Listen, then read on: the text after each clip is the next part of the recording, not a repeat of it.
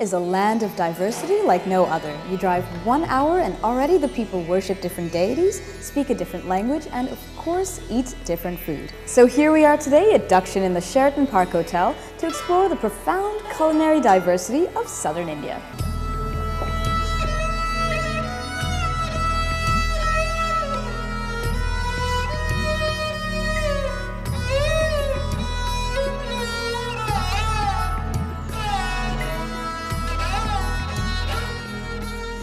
This restaurant is about 21 years old. Back in '88, when we thought of this restaurant, initially the idea was to do just what we call Sattvic food. Later it metamorphosed to what it is now, cuisine of the 4 states. And the reason why we changed from the original concept to what it is because when we started doing work on the food to understand what the food is in the south and what we could offer to the public, suddenly it dawned on us that there is so much that one could bring to the public. That's when we decided to call this Dakshin.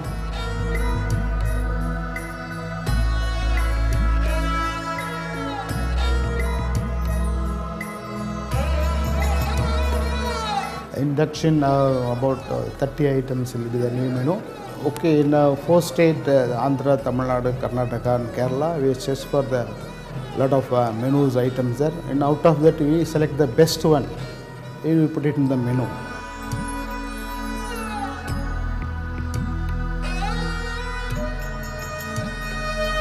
Well, home is where the heart is, so we might as well start off right here in Tamil Nadu with a delicacy that's common to Namma Oor.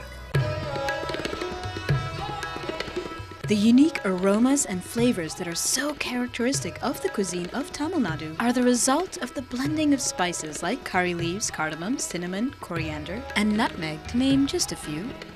And today I sampled the Urle Koravittu Masala Poriyal, potatoes in a mouth-watering melange of curry leaves, garlic, onion, and fantastically fragrant cardamom. Also from Tamil Nadu were the Kai Pudi, succulent chops cooked with cashew, coconut, and poppy seeds, meant to be eaten, well, as the name suggests, with the kai, the hand.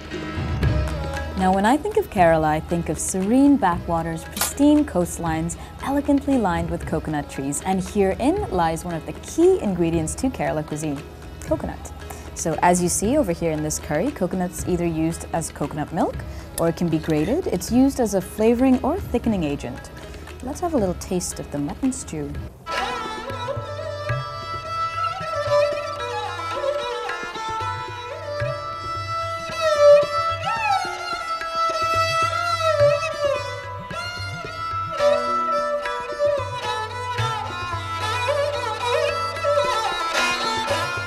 The mutton stew is gently flavored with hints of onion and crunchy bursts of ginger.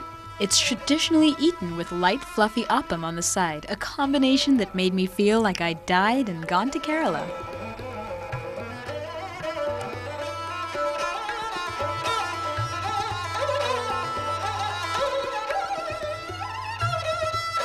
Another interesting thing about food from Kerala is you often find these very unusual vegetables that aren't used in dishes from the rest of India.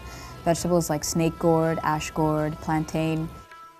And this mutton stew, by the way, is divine. The meat is literally dripping off the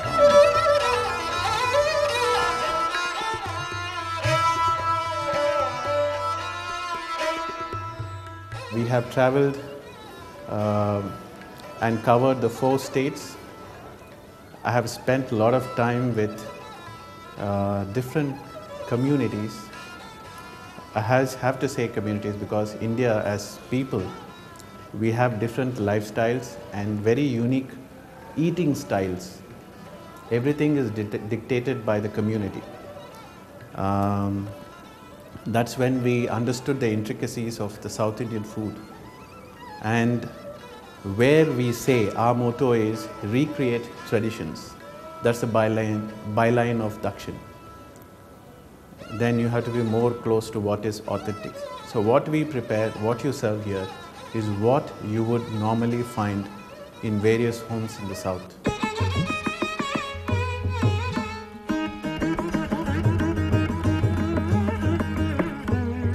Well, our journey brings us now to Karnataka with the kara sigiri, spicy prawns in a sort of tomato masala with curry leaves. Now, if the name is any indicator of the nature of the dish, then I have a feeling this might be a bit kara.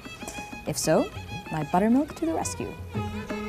Oh, but it smells delicious.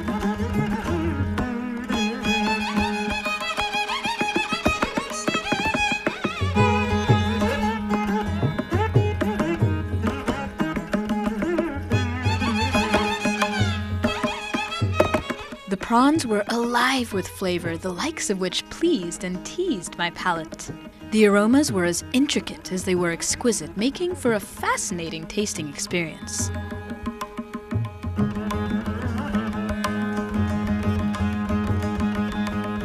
Well, we now move on to Andhra Pradesh, which is notorious for cuisine spicy enough to call the fire brigade.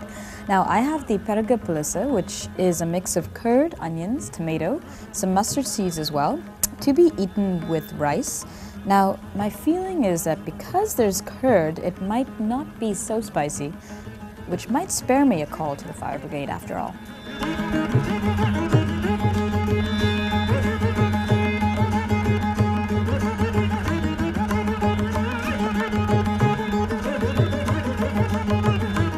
I took the necessary precautions and made sure my buttermilk was near, anticipating that I may soon have a fire to put out in my mouth.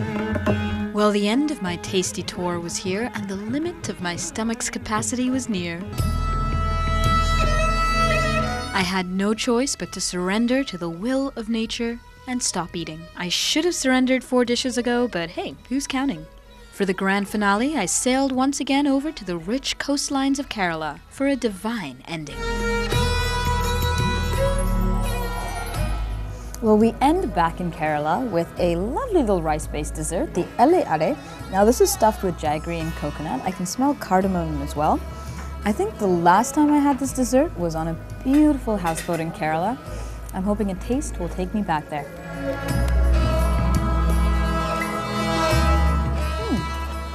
Almost. The taste of this dessert is also influenced by the plantain leaf in which it is wrapped and steamed.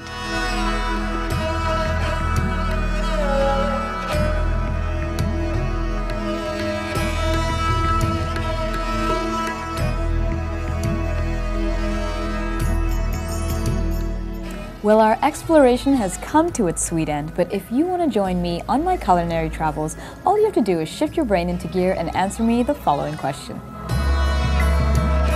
Which of these is the biggest selling restaurant food? A. Hamburgers, B. French fries, or C. Pizzas? Send in your answers to feedback@ndtv-hindu.com and don't forget your phone number.